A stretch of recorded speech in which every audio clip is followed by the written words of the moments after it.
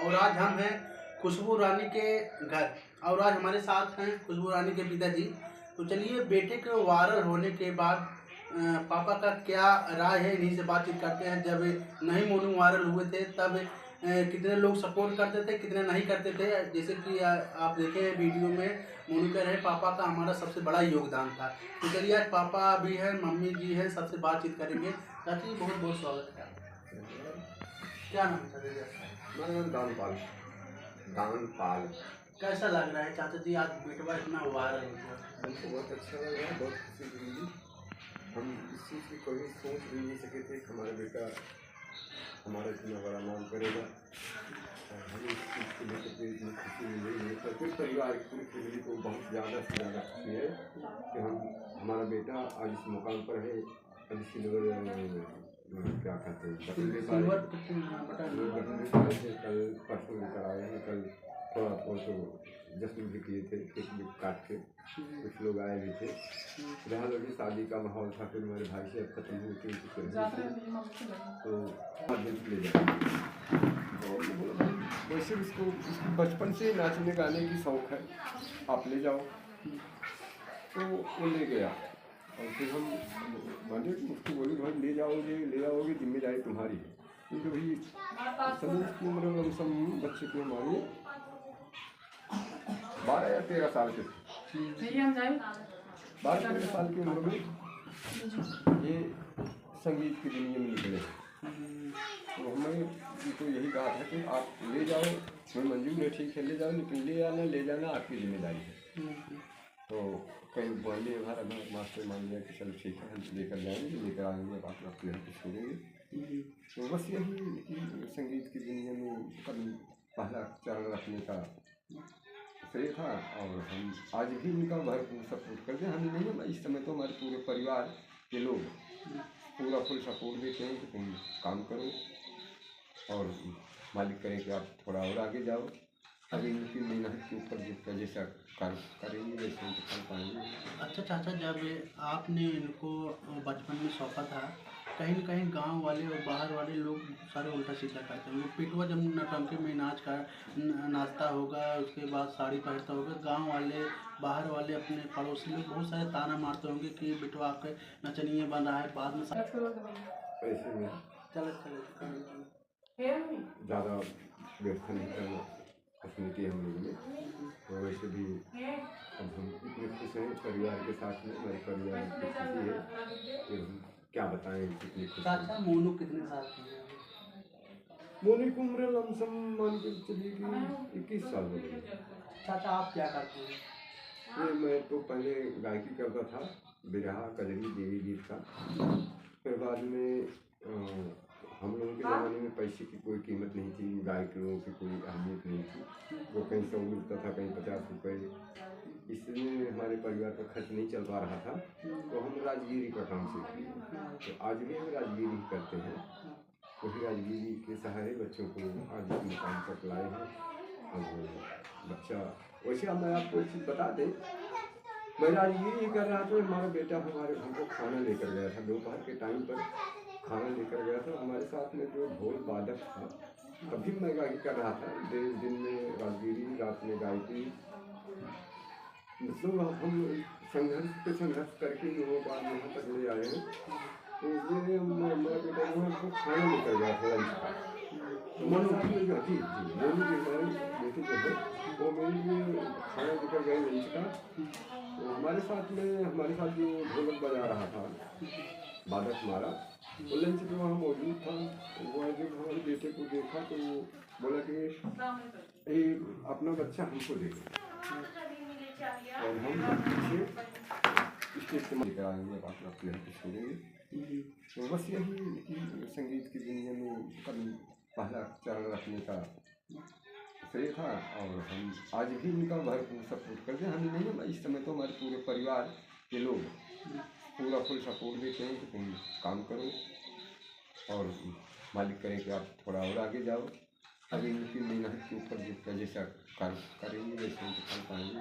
अच्छा चाचा, जब आपने इनको बचपन में सौंपा था कहीं न कहीं गाँव वाले और बाहर वाले लोग सारे उल्टा सीधा करते हैं। वो पिटवा जब नौटंकी में नाचता होगा, उसके बाद साड़ी पहनता होगा, गाँव वाले बाहर वाले अपने पड़ोसी लोग बहुत सारे ताना मारते होंगे कि बिटवा आपके नचनिया बन रहा है, बाद में शादी कैसे होगी, बहुत सारे ताना उस टाइम मारते तो होंगे। कभी आप बैठ के अकेले रोते भी देखिए, होंगे? उस टाइम तो कोई कुछ नहीं बोला था। फिलहाल अभी 3-4 साल अभी लगातार वही प्रोग्राम करते रह गए। हम्म, ऑर्केस्ट्रा भी कुछ दिन चलाए थे अपने खुशबू रानी के नाम से, हम्म, अब भी चलता है, लेकिन अब उसमें जाते नहीं हैं ऑर्केस्ट्रा में।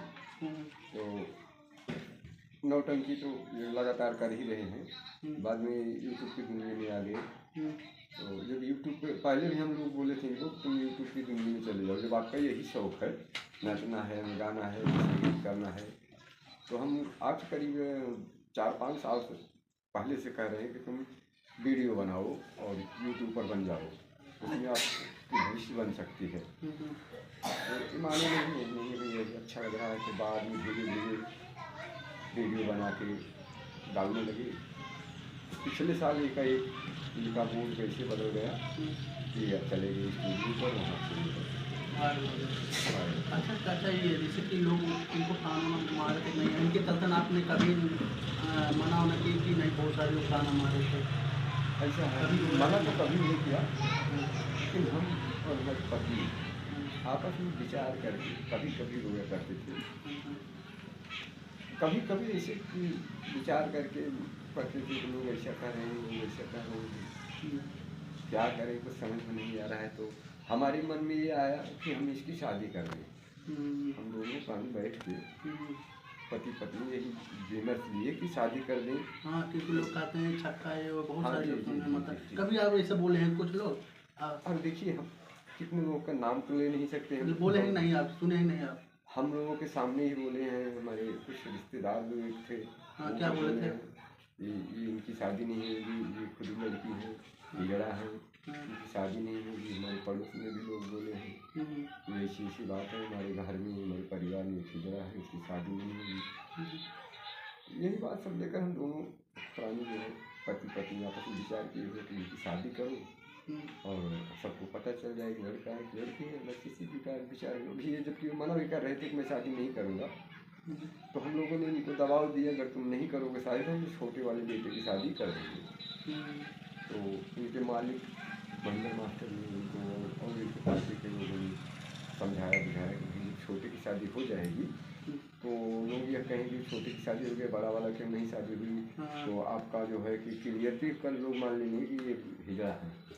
लोग समझने नहीं लगे। हाँ, तो मास्टर के कहने के बाद इन्होंने मान लिया, तो बोले चलो हम शादी कर लें। लेकिन इनका एक प्रश्न था कि शादी कर, जबकि ये जून की बात है, बोले कि शादी करोगे किसी साल कर देना, नहीं तो 4 साल हम शादी नहीं करेंगे। तो हम लोगों ने फिर मौका मिलते हम लोगों ने लड़की ढूंढना शुरू कर दिया। फटाफट आनंद फानंद में एक लड़की देखा, वो पसंद नहीं आई। फिर ये मेरी बहू की बात आ गई, तो मैंने बोला भाई और लड़की वाले आकर हमारा घर परिवार और रहन सहन देख लें, उसके बाद हम लड़की देख लेंगे। जब वो लोग आए यहाँ पर देख लिए, बोले हम तो ठीक है। तो हम बोले देखो भाई, हम टाइम भी नहीं है, क्योंकि इस साल ही करना है, टाइम भी नहीं है, जब हम भागा दौड़ी में टाइम नहीं वेस्ट करेंगे। ऐसा करो कि आप मंदिर पर शुक्रवार का दिन था, शुक्रवार का दिन पड़ा था इनका देख रेख के लिए। तो बोले भाई शुक्रवार को तुम इधर से अपनी लड़की को लेकर आओ, हम इधर से लड़के को लेकर आ रहे हैं, आमने सामने दोनों जन बात कर लेंगे, हम लोग भी देख लेंगे, साथ आप सब भी देख लो घर भर पूरे परिवार के साथ में। तो बस ये लोग आगे देख लिए, वहाँ लड़की खुशी हो गई, बस तत्काल में आगे सामने हम लोग लगन पड़ा, शादी हुआ हम लोग। जब शादी हुआ था इतना सारे क्रिएटर, इतने सारे महिला लोग आए थे दूर दूर से, तक ये अपने भाड़े से अपने रिजर्व गाड़ी करके, कैसा लगा था? आपने कभी सोचा था कि मेरे सपने में भी नहीं था। और जितने बाराती गए वहाँ पर, यह भी हम कभी नहीं सोचे थे, क्योंकि हम यहाँ से कोई 5 गाड़ी मिला के किए थे। बच्चों का ऐसे परिवार वालों का कहना था कि 3 गाड़ी कर लो, एक लड़की के लिए और 2 में एक में और सब लोग चले जाएंगे, 2 में बस इतना बहुत है। लेकिन हम जाते जाते जैसे हमें अपने घर पर प्रोग्राम करना था, तो हमने सोचा कि भाई जैसे मेकअप वाले को हमको ले जाना होगा। वहाँ पता नहीं वो लोग मेकअप वाले को लाएंगे न लाएंगे, क्या करेंगे क्या नहीं, तो उसमें हमारी 2-3 लड़कियाँ भी तैयार हो गई, क्योंकि एक मेकअप वाले को लेकर के लड़कियाँ ही चली जाएंगी साथ में। बाकी जैसे हमारे 2 बहनों ही हैं, एक दामाद है और मामा मामी हैं, इन लोगों के लिए भी एक गाड़ी चाहिए। तो ऐसे करके मैंने कहा भाई जो खास है 30-35 आदमी लेकर चलो और शादी हो जाएगी। लेकिन वहाँ जाने के बाद मैंने जो देखा, जो रवैया देखा, शायद किसी मिनिस्टर के विवाह में इतने लोग इकट्ठा होंगे। मिनिस्टर के विवाह में इतना व्यवस्था नहीं होता है। अब आप बहुत दूर दूर तक मान लो कहते हैं, हम तो बस ये ही देख लिया। जैसे कि जो एक शादी में गए हुए हैं, लाल बहादुर शादी में गए थे, विधायक हैं हमारे यहाँ से, राजा भैया जो क्या नाम है MP रह चुके हैं, MLA रह चुके हैं, उनके यहाँ भी गया। लेकिन ऐसी बम्फर भीड़ मैंने जिंदगी में पहली बार देखा शादी के टाइम पर, और एक मंदिर की शादी में इतनी बम्फर भीड़ पहली बार देखा। क्योंकि हमारे यहाँ गौरी शंकर की शादी होती है, रोज 2-4 शादियाँ होती हैं, किसी में 10, किसी में 20, किसी में 50, बस 50 से ज़्यादा कोई आता ही नहीं। लेकिन वहाँ एक बार तो हम घबरा गए थे देख करके, हम लोग को घबराहट सी आ गई थी। तो हमारा एक भतीजा है सुनील नाम करके, वो हमारे साथ में हंस में रहता है। अभी दिल्ली गए, मैं भी गया था दिल्ली, तो मैं वापस आ गया, वहाँ पर है वो हमको बहुत संभाल के अपने साथ में रखा। फिर थोड़ा सा इस समय बीमारी से भी ग्रस्त है, संभाल के रखा। उसके बाद कुछ मत करो, जाके शादी की जगह बैठे ले गए, वहाँ पर बैठा दिया। बाद में पता चला कि कोई पानी की व्यवस्था नहीं है, कुछ नहीं है। तो हम वहाँ शादी के वहाँ से उठे, और आप देखेंगे होकर गए होंगे तो लास्ट में बिल्कुल उत्तर साइड एक चाय पान और समोसे नाश्ता की दुकान थी। वहाँ मैंने उसको बोला और 2-3 अपने रिश्तेदारों को बताया भी कि यहाँ हम पानी की व्यवस्था कर दे रहे हैं, जो भी भूखा प्यासा हो उनके यहाँ जाकर नाश्ता चाय पानी करवा देंगे। अब जब मैं वहाँ से खाली हुआ तो गया उसके पास, दुकानदार के पास में, तो मैं वहाँ उसको 5,000 रुपये जमा करके आया था। मैं बोला जो भी घटे बढ़ेगा तो हम आके फिर अपना हिसाब कर लेंगे। तो वहाँ जब गया तो बोला भैया कुछ नहीं, यहाँ से कुछ नहीं गया, सिर्फ 500 रुपये का आपका नाश्ता चाय पानी। ये तो समझ गए से कोई नात बात किए हैं, और कोई जो वैसे ही ऊपर वगैरह पत्रकार आए हैं, पुलिस वाले आए, मीडिया वाले आए, ये लोग कोई पहुँचे नहीं। पता नहीं था, नहीं तो आपने व्यवस्था किया था? मेरी तरफ से व्यवस्था था वहाँ। लेकिन अब हमारे जो जिसको मैंने जिम्मेदारी दी वो लोग नहीं ले गए, नहीं किसी को बताए। एक बार भी अगर लोग चर्चा कर रहे थे तो वहाँ जलपान की व्यवस्था है, तो लोग इतना परेशान, क्योंकि गर्मी का टाइम था, पानी के लिए लोग भाग के परेशान हो गए थे। तो जाके वहाँ कम से कम चाय नाश्ता करते, लेकिन ये लोग बताए नहीं। फिर बाद में हम पछताए भी, क्या करेंगे। घर में बड़ा कार्यक्रम रखे, 2000 आदमी व्यवस्था भी करेंगे। जी जी, इसीलिए हम लोग ने यहाँ वहाँ कोई खास नहीं किए थे कि हम अपने घर पर घर व्यवस्था अपने घर पे किए थे। लेकिन अब जो हमारे घर व्यवस्था थी वो तो अलग हो गई। जितने यूट्यूबर, पत्रकार, प्रेस, मीडिया वाले और दूर दराज से आने वाले जो भी लोग थे, सब वो वहीं पर पहुँच गए। और वहाँ पहुँच के इतना बम्फर भीड़ मचा दिए कि वही तो देखकर हम एक बार घबरा गए कि हालांकि हम कहाँ बच गए भैया, इतनी अव्यवस्था कहाँ संभाल पाएंगे, इतनी बड़ी जनता को हम एक मंदिर में कैसे एकत्रित कर पाएंगे। आप सोचे थे कि मेरे बेटे की शादी हो रही, कोई मंत्री आ रहा है। जी जी जी जी जी, ऐसा ही महसूस हुआ कि जैसे लग रहा था कि कोई मिनिस्टर या मंत्री अपना पंचायत क्या कहते हैं उसको, रैली बस ऐसे ही देख के मुझे घबराहट आई। तो चलो कैसे हमने से जीत गया। फिर वही जैसा हम घर पे लौटा तो जितनी भीड़ वहाँ उसकी डबल यहाँ भीड़। अब यहाँ तक कि अब लड़की जब हमारी बहू उतर के आई तो मीडिया वाले पत्रकार अब उसको वहाँ तैयार नहीं होने दे रहे थे। इतना तक कैमरा का फोकस करा था, वहाँ मेकअप हो रहा है, ब्यूटी पार्लर वाले उन्हें सजा रहे थे हमारे लोगों को, इधर उधर वहाँ फोकस मार रहे थे। कुछ लोग हमारी औरतें नाच बात की थी, क्षमा मांगेंगे हम मीडिया वालों से, अभद्रता की भाषा भी बोल रही थी उनपे, लेकिन मानेंगे कि बुरा नहीं माने थे लोग।